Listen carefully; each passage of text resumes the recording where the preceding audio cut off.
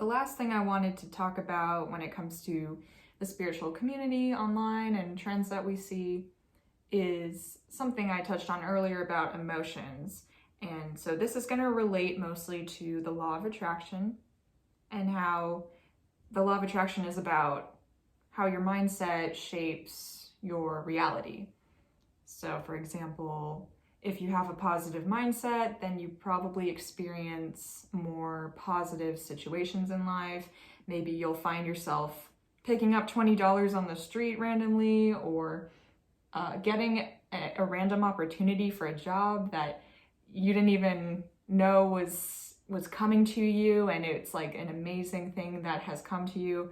So when you have that positive mindset, you'll kind of look for confirmation bias naturally, and this is something that happens psychologically. On the flip side, someone who is more like negative and focused on anger or hatred, they're going to find more support, more evidence of that in the real world. They'll find things that make them angry, they'll find things that make them sad, and they'll focus on them. So yeah, this is like confirmation bias, basically. And this does happen actually. So I think that the law of attraction has so much value. It really does. And there's a lot of power in what it means to like focus more on the positive rather than the negative. But positive and negative are just terms, they're just labels we use. And really the truth is that no emotions are actually good or bad. We label them as good or bad. Emotions are meant to be felt. And I want to touch on specifically sadness and anxiety, because those are two emotions that I have dealt with a lot in the past couple of years. So, anxiety. Sometimes I have felt anxious about feeling anxious because I think about how this is going to affect my vibration and if this is going to bring more anxiety into my life. Telling someone who has anxiety that focusing on it is going to bring more anxiety, that is just not a good way to go. I think you just have to take that judgment out of it, or not necessarily the judgment. It's just a train of thought that's not worth going down. If you're feeling anxious, it's okay. If you're feeling sad, it's okay. It doesn't mean that you're going to attract more sadness and more anxiety provoking things into your life, as long as you deal with that emotion that you're having right now. And if you come at that emotion with an energy of acceptance, I believe personally that will counteract the chance of something continually bringing more sadness into your life.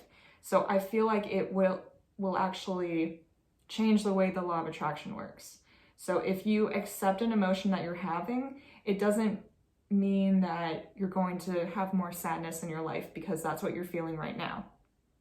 I think what determines your vibration ultimately and determines the things that come into your life are, it is your mindset, but it's not just the emotions you feel. You can't always help the emotions you feel. We're human, we're here to feel those things, and we feel those things impulsively. We can't always control like what emotion we're feeling. It just happens.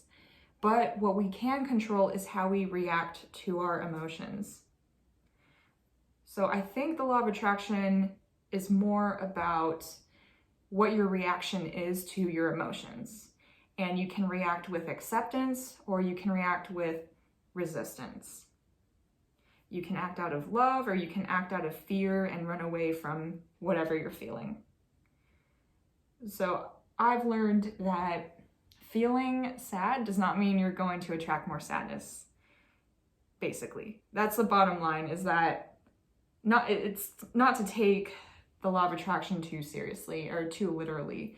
And that's something that I used to do. I used to think that's what it meant. Or I thought that was like a corollary of the law of attraction.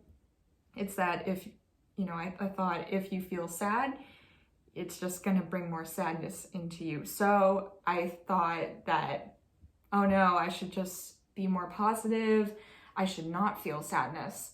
And that was not the way to go. So the way to go is to accept whatever you're feeling and to let that be there and sit with that. I got a lot of help with that from my therapist, who I was seeing about a year ago. She was great, and she taught me a lot about sitting with distress, sitting with uncomfortable feelings, sitting with your anxiety, and just observing it. So taking a step back, and this is basically what you do during meditation, where you take a step back, you kind of look at yourself and what you're feeling from a third person point of view, and you just let it be there. It's like just observing your thoughts. So being able to take that step back away, I think that is the actual thing that raises your vibration, is to gain the ability to step back and just be okay with what's going on and be okay with what you're feeling. So I think that's pretty much what I wanted to cover in this episode, but there's a lot more to spirituality than this. I could go into astral projection, I could go into more about manifestation or past lives, or different things going on in the universe, the collective vibration.